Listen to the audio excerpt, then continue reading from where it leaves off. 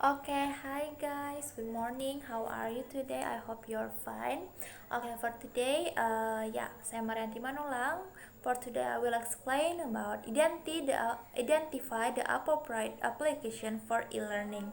Jadi pendekatan aplikasi pada belajar online. Ya, kita mulai. Nah, apa itu e-learning? Nah, Oliger dan Hawkins pada 2015 mencatat bahwa e-learning telah berubah dari kursus online sepenuhnya menjadi menggunakan teknologi untuk menyampaikan sebagian atau keseluruhan pembelajaran yang tidak bergantung pada waktu dan tempat yang permanen. Nah, Komisi Eropa 2001 juga menjelaskan e-learning sebagai penggunaan teknologi multimedia baru dan internet untuk meningkatkan kualitas pembelajaran dengan memudahkan akses ke fasilitas dan layanan serta pertukaran jarak jauh dan kolaborasi. Nah, selanjutnya ada types of e-learning. Yang pertama ada computer based learning. Ini adalah pembelajaran berbasis komputer terdiri dari penggunaan berbagai perangkat keras dan perangkat lunak secara umum yang tersedia untuk penggunaan teknologi informasi dan komunikasi (TIK). Dan juga sebagai komponen dapat digunakan caranya adalah instruksi yang dikelola komputer dan pembelajaran berbantuan komputer. Selanjutnya ada internet based learning. Peningkatan lebih lanjut dari pembelajaran berbasis komputer yang sudah saya jelaskan sebelumnya dan tersedianya konten di internet dengan kesiapan tautan ke sumber pengetahuan yang terkait, misalnya layanan email dan referensi yang dapat digunakan oleh peserta didik kapan saja dan di mana saja sebagai serta kesediaan atau ketidakhadiran guru ataupun instrukturnya. Nah, kenapa kita menggunakan e-learning untuk dunia pendidikan? Kenapa kita melakukan pembelajaran online?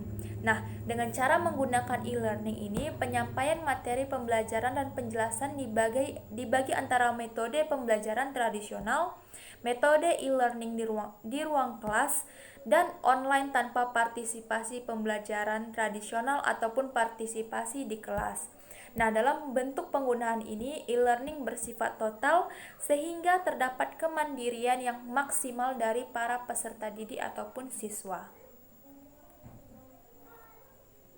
Nah, kita masuk ke keuntungan dan kerugian dari menggunakan e-learning dalam pendidikan.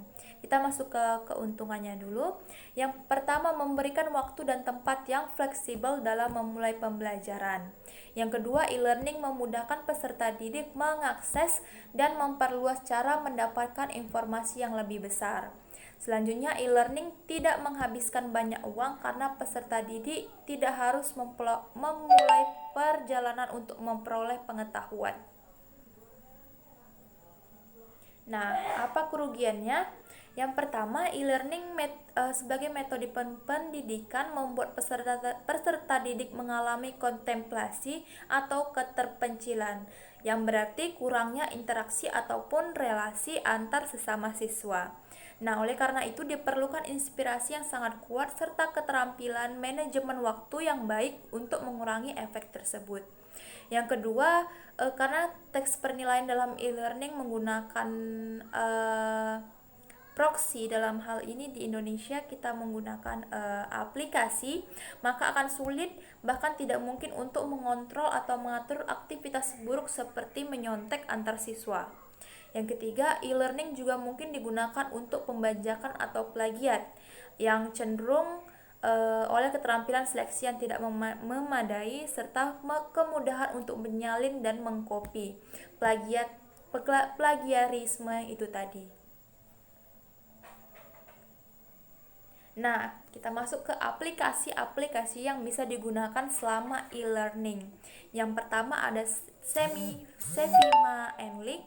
Nah, ini adalah e-learning management system yang biasa digunakan oleh perguruan tinggi. Nah, aplikasi yang membantu mahasiswa dan dosen dalam kegiatan pembelajaran di perkuliahan, seperti berbagai informasi, materi perkuliahan, serta memberikan tugas dan evaluasi dengan mudah melewati hanya Android maupun web. Selanjutnya ada Moodle. Ini adalah sebuah aplikasi LMS e-learning berubah sebuah media pembelajaran offline ke dalam bentuk online. Jadi seperti kita bisa mengaksesnya melalui web.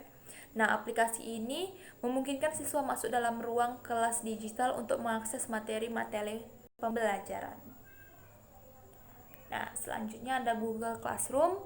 Nah, Google Classroom di pembuatan dan pemberian tugas bisa dilakukan setelah menyelesaikan Google Drive terlebih dahulu dengan cara menggunakan email dan membuat pemberitahuan di ruang kelas Google. Nah, para murid juga dapat diundang ke ruang kelas dengan berbagai cara, yaitu melalui basis data lembaga. Melalui sebuah kode juga bisa, yang kemudian dapat ditambahkan di dalam antar muka murid atau dengan didatangkan secara sendirian dari sistem pengelolaan keterangan sekolah. Yang terakhir ada Edmodo. Ini adalah platform microblogging pribadi yang dikembangkan untuk guru dan siswa dengan mengutamakan privasi siswanya. Guru dan siswa dapat berbagi catatan, tautan, dan dokumen. Guru juga memiliki kemampuan untuk mengirimkan peringatan acara dan tugas untuk siswa dan mengirimkan sesuatu dalam waktu yang dapat dilihat secara publik. Nah, banyak aplikasi-aplikasi yang bisa digunakan selama e-learning. Selain yang sudah saya sebutkan tadi, bisa menggunakan Zoom, bisa menggunakan Google Meet, dan masih banyak lagi aplikasi-aplikasi yang mendukung untuk e-learning itu sendiri.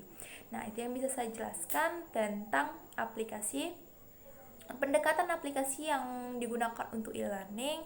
I hope you learn something about my explanation. Thank you so much for watching. Bye bye.